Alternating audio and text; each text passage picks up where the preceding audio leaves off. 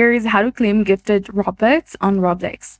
So if you're using the Roblox application, you need to tap on the notification bell at the top, and gifted Robux sent through in-app gifting feature will appear as a notification, and you might need to accept to claim them.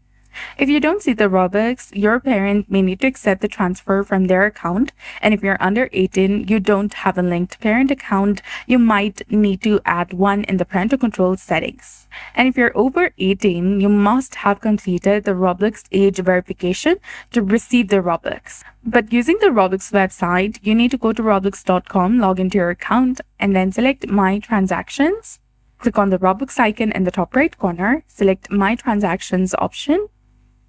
If you received Robux from selling an item, it might be listed under pending Robux.